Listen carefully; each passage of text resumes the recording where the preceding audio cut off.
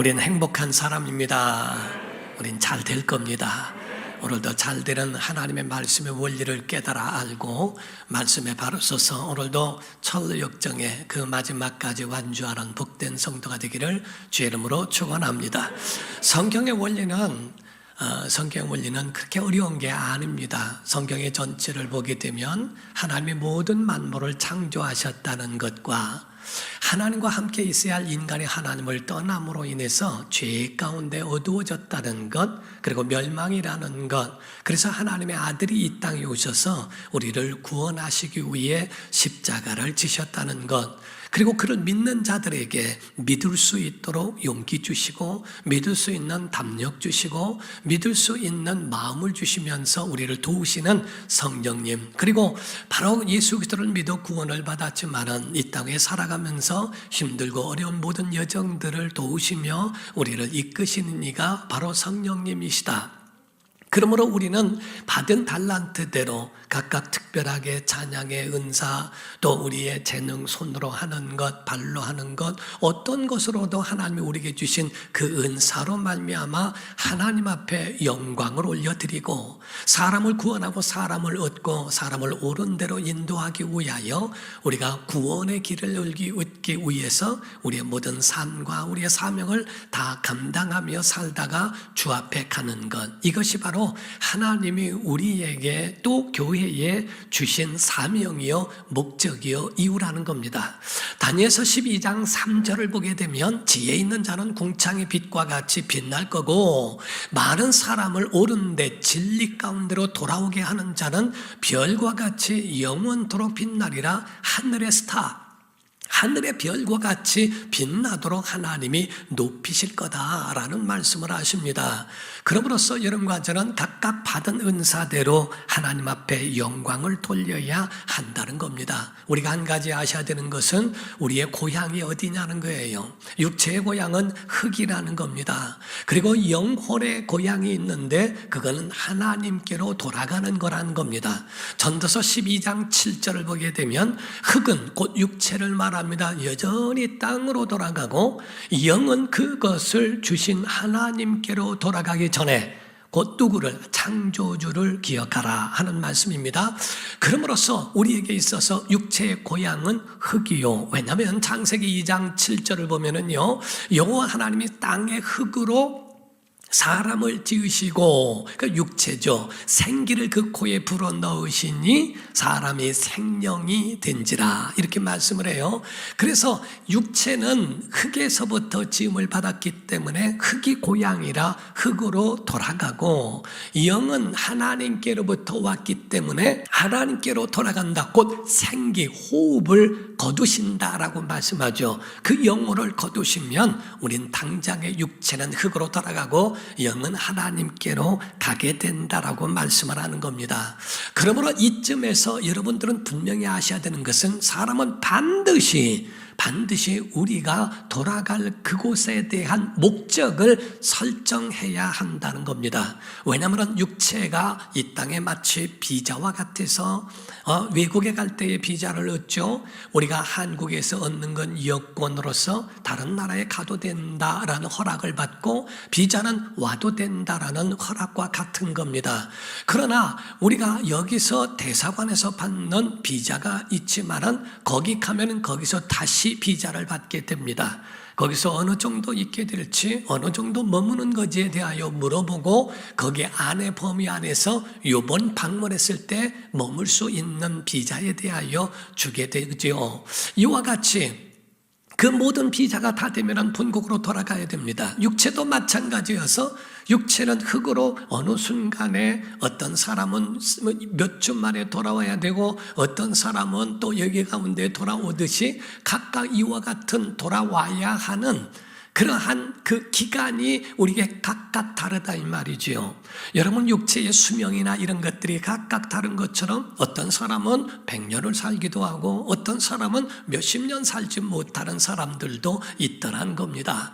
그런데 그때에 내 영혼이 하나님께로 돌아간다고 하는 너 보장 있니? 그거를 묻는 겁니다. 우리의 모든 설정과 우리의 목적이 육체로 돌아가면 육체의 연수가 다하면서 어느 때에 갈지 모른다고 하는 그 가운데에 아주 긴장감, 급박함이 그 마음에 있다는 거지요. 그렇다면 내가 갈 수 있는 그 영원한 나라가 내 영혼은 설정되어 있니라고 하는 이 질문을 자기 자신에게 해야 한다는 겁니다. 우리가 16세기 성자로 불렸던 필립 디 넬이라고 하는 사람이 있는데, 한 번은 법과 대학에 거기에 입학한 대학생과 대화를 나눴다고 그래요. 자네는 여기 법과 대학에 왜 들어왔나 했더니 법학 박사가 되기를 위함입니다. 그러면 그 다음은 뭐가 될 건가? 훌륭한 변호사가 돼야죠. 그 다음은 결혼해야지요. 그 다음은 자녀를 낳아야죠. 그 다음은 이제 명성을 한번 좀 떨쳐보고 싶습니다. 근데 그 다음은 늙겠지요. 나중에는 그 다음은 하고 이야기했더니 도리어 그 법과 대학생이 그 넬이라고 하는 분에게 질문을 하더랍니다. 그 다음은 어떻게 될까요? 죽음밖에 없다라는 것을 이야기하는 겁니다. 그럼으로써 자네의 영혼에 대해서는 보장이 되어 있나? 자기가 죽을 때를 위하여 준비하고 있나? 라고 묻는 것에 대하여 그는 그 필립의 제자가 되었고 또 다른 성자로서 그의 제자로 충실히 행했다는 이야기가 있습니다. 우리에게 과연 오늘 본문 말씀에 보게 되면 10명의 나병 환자가 나옵니다. 이 나병 환자가 고침을 받는 이야기로 많이 유명하고 교회를 오래 다닌 사람들은 이 사건에 대한 부분을 모두가 이해하고 있다는 사실인데, 오늘 여러분과 제가 오늘 알아야 할 말씀은 그 고침받은 이후 그 다음에 대한 이야기라고 하는 겁니다. 사람은 보이는 것보다 보이지 않는 것이 중요할 때가 많습니다. 상황보다는 본질이 더 중요할 때가 굉장히 많이 있죠. 이와 같이 교회 안에서도 마찬가지로 예배를 하지만 모양은 같아도 그 속에 가지고 있는 것은 여러 가지 형태라는 것도 아십니까? 교회 왔다 할지라도 믿음 있는 사람이 있고 없는 사람이 있으며, 교회 와서도 천국이 확보된 사람도 있고 천국과는 전혀 상관없는 분들도 있습니다. 그래서 어떤 사람들은 교회 안에 있어도 믿음 때문에 있는 줄 알았더니 그게 아니라 교회 안에서 마음은 이미 떠났어도 애들 장가 시집을 못 가서 이미 뿌려놓은 그거는 찾고 가려고 기다리는 분들도 있더라고요. 각각 가지고 교회에서 믿음 때문에 은혜 받아서 있는 줄 알았더니 그게 아니라 교회 안에서 자기가 가지고 있는 그런 육체적인 욕망과 이런 야심 때문에 있는 그런 사람들도 얼마든지 있더라고요. 초대교회였다는 겁니다. 한국의 초대교회의 선교사님이 그 서툰 한국말로 설교를 하는데 할머니 한 분이 제일 앞에서 은혜 받고 눈물을 펑펑 흘리는 모습을 보고 이 선교사님이 막 신이 났다는 거예요. 설교를 이렇게 서툰 말에도 은혜 받는 것은 하나님의 정말 역사하심이라고 생각하고 예배 끝난 다음에 할머니의 손을 붙잡고 어떤 말씀에 그렇게 은혜를 받았냐고 물었더니 선교사님의 눈이 파란 걸 보니까 3일 전에 죽은 개가 생각나가지고 이거 어떻게 했으면 좋겠나 해서 그 개가 보고 싶어서 울었다고. 은혜하고는 전혀 상관이 없다라는 거지요. 우리가 속의 모양은 비슷한데 본질 속으로 들어가면 전혀 상관없는 일들도 많이 있더라는 겁니다. 여기서 말씀할 때 나병이 고침받은 것 굉장한 일입니다. 이것은 곧 죽은 자가 살아난 것과 같은 겁니다. 나병이라고 하는 것은 지금 요즘에도 마찬가지. 저 어렸을 적에 나병 환자를 봤거든요. 음성도 있고 양성도 있어서 그러한 부분들을 보면 전염되는 사람이 있고 전염이 되지 않는 나병도 있더라고요. 그럼에도 불구하고 사람들을 만나는 그런 모습에도 얼굴이 이그러들고 손이 빠지고 막 이런 모습들에 굉장히 흉측하지요. 옛날에는 이것을 하나님께 저주받은 병으로 알았어요. 그렇기 때문에 그 사람들은 가족과도 구분돼야 하고 그리고 마을에도 들어가지 못하고 자급자족하더라도 뭐 하나 충족될 만한 건 아무것도 없는 저주의 병이었습니다. 거기서 나음을 얻은 것은 죽음에서 살아난 일어난 거지요. 그러나 엄청난 역사가 있음에도 불구하고 주님은 거기에 목적이 아니라는 겁니다. 그 이후에 대한 말씀을 말씀하고 싶어 하시는 그러한 기록이 성경 안에 있다는 거지요. 여러분과 제가 주님을 만납니다. 주님 만나서 사람들은 우리에게 물어볼 겁니다. 예수 믿으세요? 그래? 예수? 그래, 예수 믿지. 근데 예수 믿으면 잘 될 겁니다. 복 받을 겁니다. 자녀들이 잘 됩니다. 사업이 번창합니다. 그리고 모든 일에 건강할 겁니다. 그래서 그런 것은 다른 종교에도 얼마든지 있어. 똑같은 것으로 그렇게 보고 그런 것으로 목표를 과연 설정하고 있는가? 예수 믿은 다음이 우리 안에 있냐는 겁니다. 우리가 태어난 것 너무 중요합니다. 축하할 일이죠. 하나님이 그 가정에 주신 선물이라 탄생은 엄청납니다. 그런데 그래서 이 아이가 커서 아주 작은 악마가 되고 큰 악마로 성장한다면 어찌할까? 아이가 태어난 것도 중요하지만 그 이후가, 그 다음이, 그리고 죽음까지가 어떻게 될까? 우리는 직분을 받게 됩니다. 목사 또는 장로, 안수집사, 권사, 집사, 등등 권찰까지라도 모두. 그래서 하나님이 우리에게 만약에 물으신다면 우리가 어떻게 거기에 대해서 답변할 수 있고 말해줄 수 있냐는 겁니다. 남들이 가지고 있는 것을 과연 교회에서도 똑같은 것을 말하고 있을까? 예수님은 우리에게 말씀합니다. 요한복음 14장 27절입니다. 다 같이 읽습니다. 시작. 평안을 너희에게 끼치노니 곧 나의 평안을 너희에게 주노라. 내가 너희에게 주는 것은 주는 것과 같지 아니하니라. 너희는 마음에 근심하지도 말고 두려워하지도 말라. 아멘. 여기서 평안을 주는데 이는 내 평안을 너에게 주노라. 이는 세상이 주는 것 같지 않다라고 말씀합니다. 세상이 주는 것 말고 내 것 줄게. 그리고 세상에 감당할 수 없는 그 평안을 너에게 주노라란 말씀입니다. 여러분과 저에게는요, 하나님의 평안이 있는 줄 믿으셔야 됩니다. 사랑하는 성도 여러분, 본문에는 사마리아와 갈릴리 사이에 있는 한 구석 좋은 마을에 있는 나병 환자들의 이야기입니다. 거기에는 유대인들이 대부분 있는데 그 중에 동변상련이라고 해서 병든 사람이 병든 사람의 마음을 안다고, 바로 그 가운데 사마리아 이방 사람도 나병 환자의 그 무리에 함께 끼어 있던 사람을 가르쳐 말하고 있습니다. 누가복음 17장 11절에서 13절입니다. 시작. 예수께서 예루살렘으로 가실 때에 사마리아와 갈릴리 사이로 지나가시다가 한 마을에 들어가시니 나병 환자 10명이 예수를 만나 멀리 서서 소리를 높여 이르되 예수 선생님이여 우리를 불쌍히 여기소서 하거늘, 그렇게 말씀을 하죠.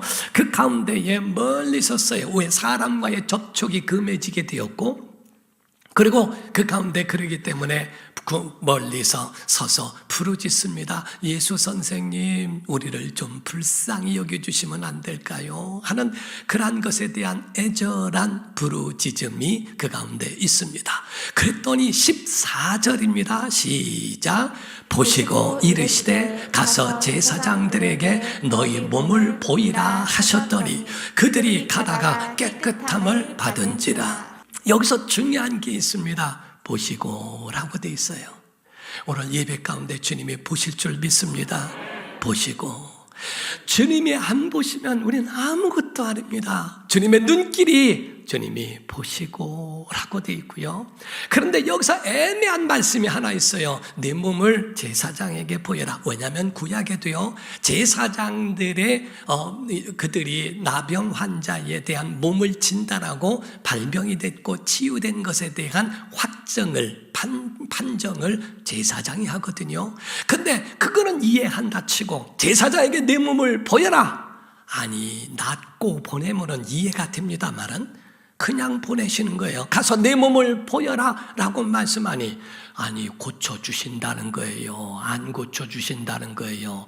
가면은 고쳐준다는 거예요? 뭐예요? 이게 그 가운데 애매할 수 있다는 거지요. 그때에 자 보십시오. 그가 주님을 만나러 나왔을 때도 나병입니다. 멀리 서서 부르짖을 때도 나병입니다. 심지어는 예수님께서 말씀하실 때도 나병입니다. 그들이 더 나아가서는 출발할 때도 나병이었습니다. 고침받은 흔적이나 어떠한 변화가 없는데도 제사장에게 내 몸을 보여라 하는데 10명이, 중요한 것은 10명의 액션, 그들이 행동을 취했다는 거예요. 믿음은요, 행동이 들어가야 됩니다. 믿음의 행동이 없는 건 믿음이라고 볼 수 없는 거예요. 10명의 사람들이 그 말씀을 듣고 움직입니다. 움직이는데 그 움직이는 가운데에 가다가 고침을 받았더라, 이렇게 돼 있어요.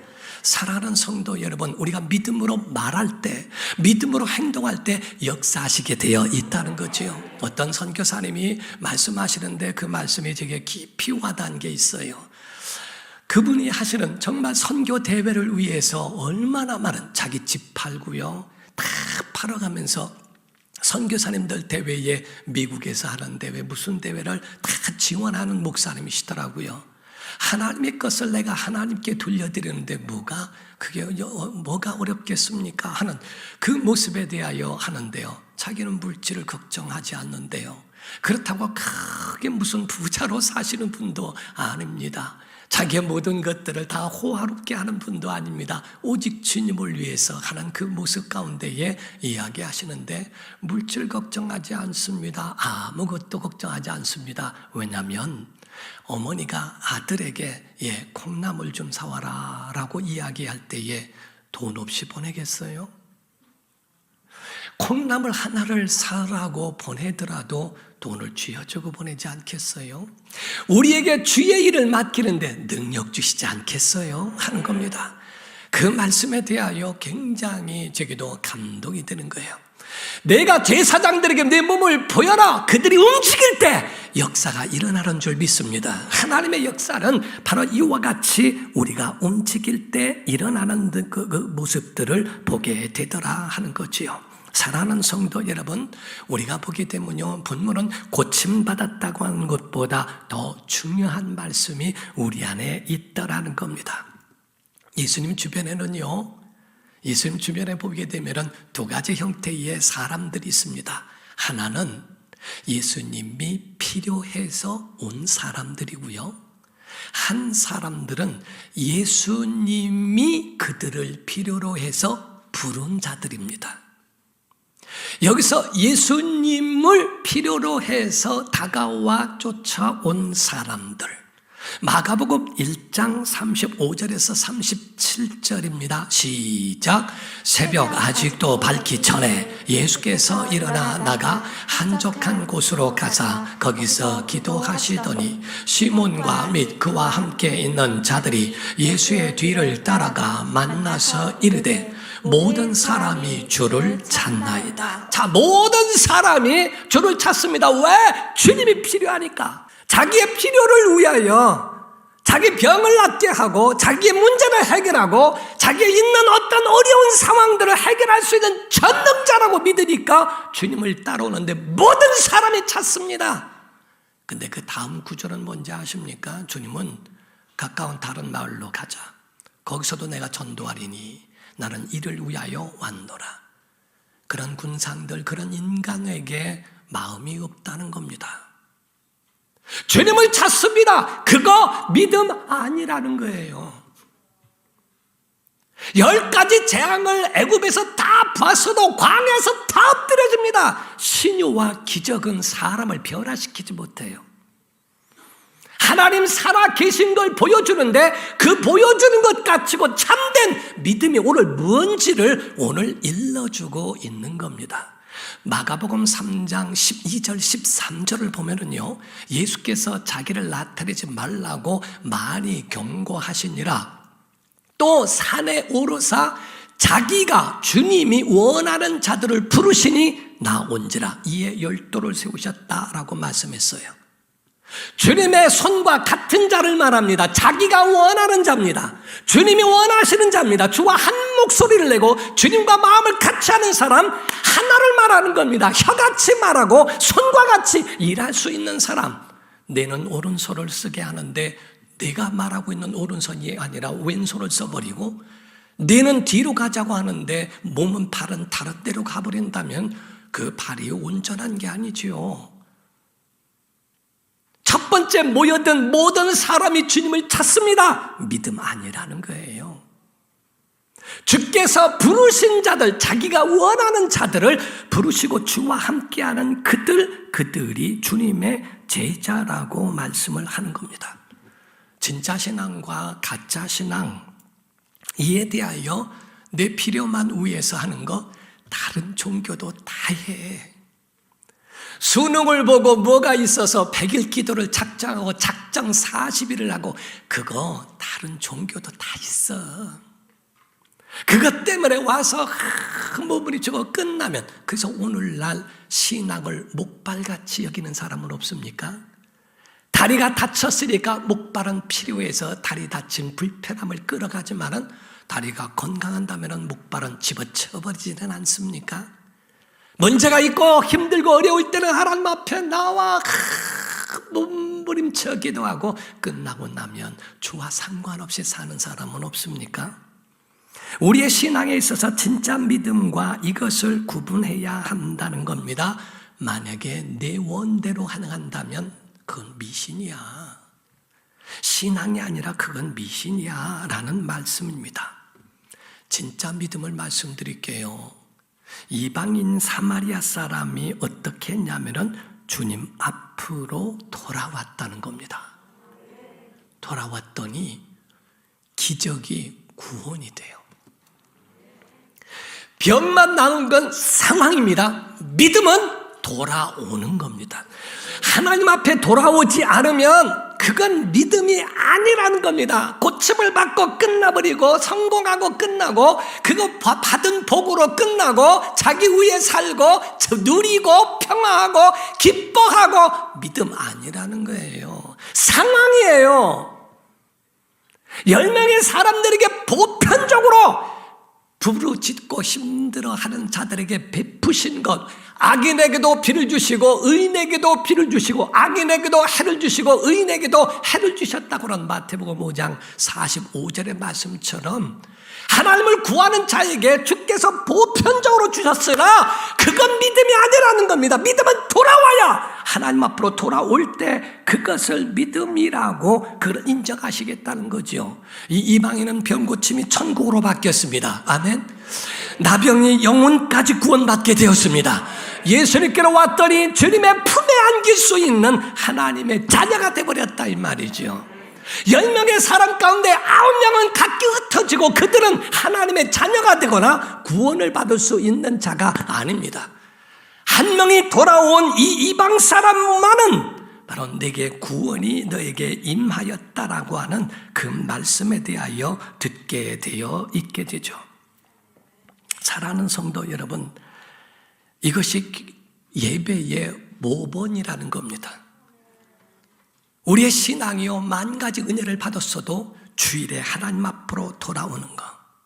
신앙이라고 하는 것은 은혜를 입는 것만 신앙이 아니요. 내가 주님을 만났더니 나 병이 났습니다. 아멘. 내 문제가 해결됐습니다. 아멘. 이것만 신앙이 아니라는 거. 믿음 좋아서 저 사람 병도 났네. 믿음 좋아서 성공했네. 믿음 좋아서 복 받았네. 믿음이 아니라는 거예요. 받은 그 은혜를 가지고 주 앞으로 나왔니? 정말 주 앞에 감사했니? 너 주 앞에 그 믿음으로 나와 하나님 앞에 진정한 믿음의 표현이 있니? 엄청난 많은 은혜를 받고도 10분의 1을 드리지 않아요. 엄청난 많은 세월 가운데 주님이 함께 하셨는데 주일에 주 앞에 나오질 않아요. 믿음이라고요? 물론 어떤 목사님은 잘 표현했습니다. 뭐라고 표현했냐면 그 9명이 왜 안 왔을까라고 생각을 해보는 겁니다. 한 사람 생각할 땐 의심 있는 거야. 제발 되면 어떡하지? 완전하게 난 다음에 가지 뭐. 두 번째 사람은 그냥 갈 수 있나 이렇게 나음 받았으니까 계란이라도 사가지고 뭐라도 선물이라도 만들어서 가야지. 그러다가 잊어버렸어요. 한 사람은 아니 뭐 민간요법 가운데 된 거지 뭐 말 제사장에게 몸을 보여라. 이것 가지고 우리가 그런 마술이 어딨어. 내가 그동안에 풀뿌리 뜯어먹고 뭐 하다가 그 중에 하나가 약초가 있었던 모양이지. 한 사람은 집에 가봤더니 집에 가니까 아주 집이 다 이사가고 없어. 나를 버려 복수하러 쫓아다니다가 못 와요. 어떤 사람은 만나서 친구 만나 술 한잔 하다가 못 와요.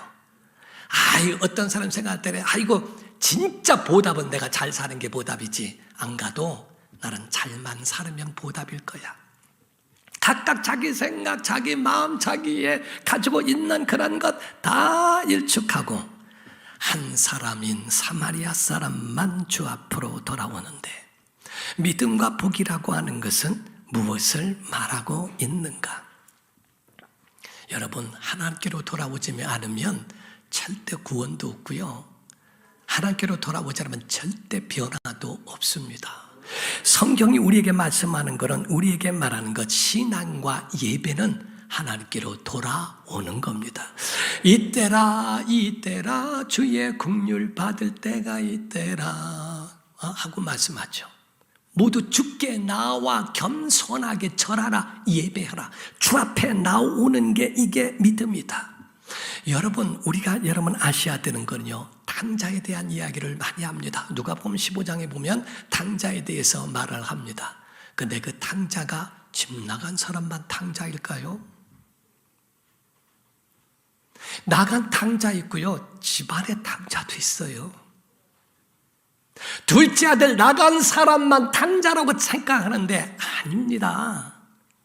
집 안에서도 몸땡이는 몸이 가정 안에 있어도요, 부모의 근심이 되고요, 부모의 마음은 모르고요, 나를 위해서는 염소 새끼 하나도 잡지 않더니 나간 자를 위해서는 송아지를 잡고, 지금 뭐 하는 겁니까? 근심은 똑같아요. 몸도 돌아오고 마음도 돌아온 게 탕자가 돌아온 것이지, 몸만 돌아왔다고 탕자가 돌아온 것도 아니고요, 마음만 있다고 해서 된 것도 아닙니다. 몸과 마음이 함께 오지 않으면 모두 탕자요. 교회 밖에만 탕자가 있는 게 아니고 교회 안에도 탕자가 있을 수 있다는 것은 마음이 돌아왔는가, 몸이 돌아왔는가에 대하여 우리에게 말씀하는 겁니다. 누가복음 17장 15절입니다. 그 중에 한 사람이 자기가 낳은 것을 보고 큰 소리로 하나님께 영광을 돌리며 돌아와. 보라, 하나님이 나에게 이 큰 역사를 이루셨노라. 내가 나음을 얻었노라. 막 사람들에게 이야기하고 그 은혜에 대하여 말하고 주 앞으로 돌아올 때 그걸 믿음이라고 말을 하는 거지요. 치유를 넘어 구원에 이른다는 건 엄청난 겁니다. 오늘 본문 말씀 19절입니다. 시작. 그에게 이르시되 일어나 가라. 내 믿음이 너를 구원하였느니라 하시더라. 아멘. 이 말씀은 9명에게는 고침은 받았어도 구원은 없어요. 왜? 믿음이 아니거든. 한 사람 주 앞으로 돌아온 자에 대하여 주께서 아니 나음을 받은 건 10명 다 아니냐? 근데 9은 어디 갔니?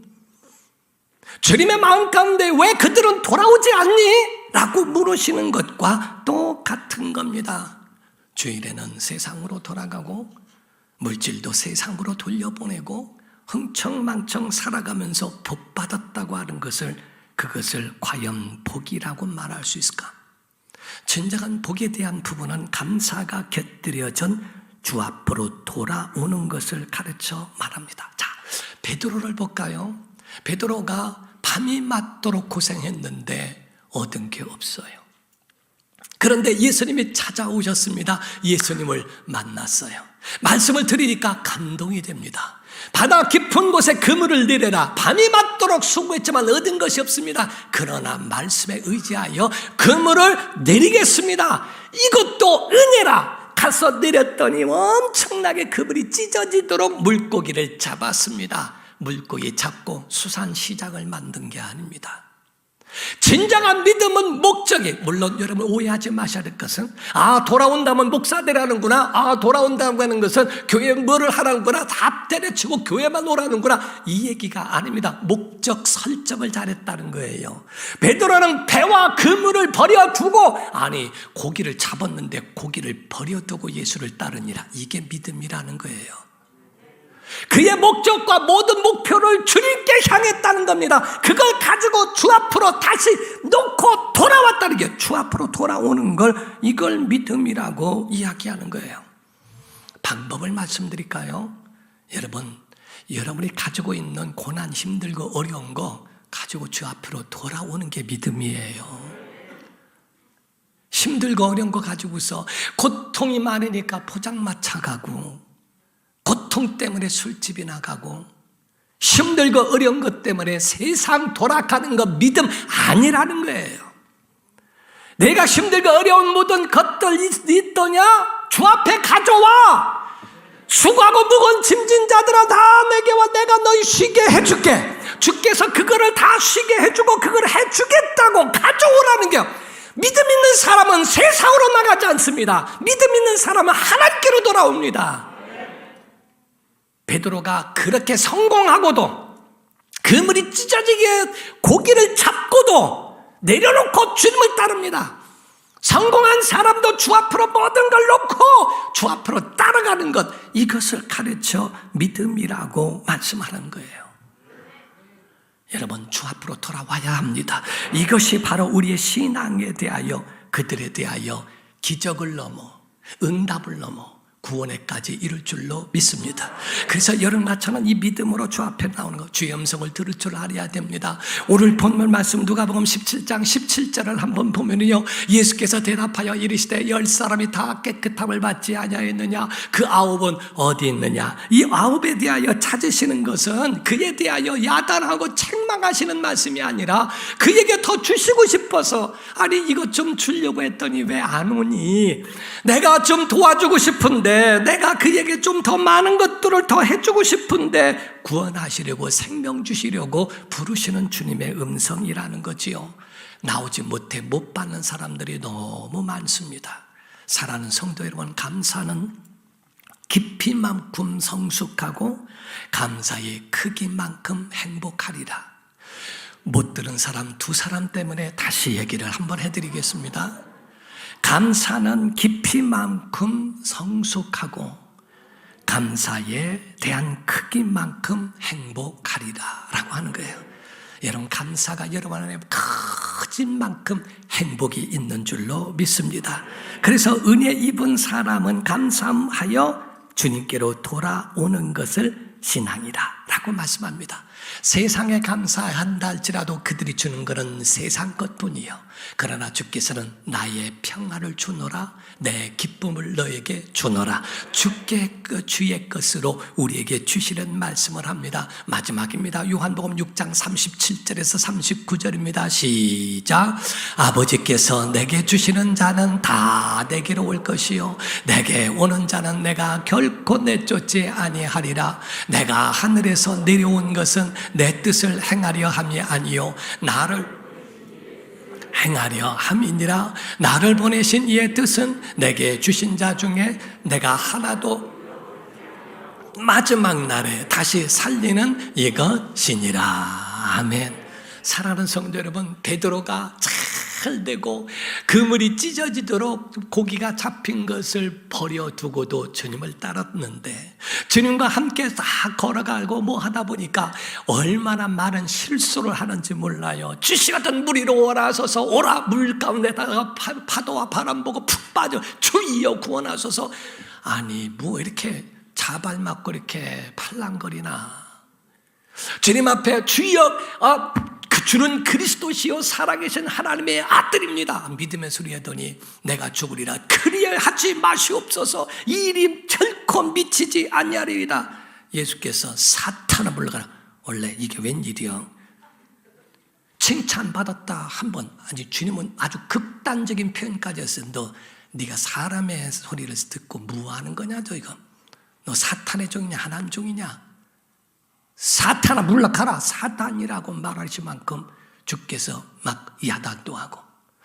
그럼 베드로가 왜 수제자 됐는가? 힘들고 어려워도요, 주님께 나와요. 돌아와요. 여러분, 우린 주님께 돌아오면 삽니다. 세상은요, 다 있어도요, 세상 사람들 이야기 들어보니까요, 부부가 그렇게 금실이 좋지는 않았던 모양이에요. 그런데 새 집을 샀대요. 새 집을 사서 새 가구를 넣고 침대를 넣고 싹 다 바꿔버렸대요, 그냥.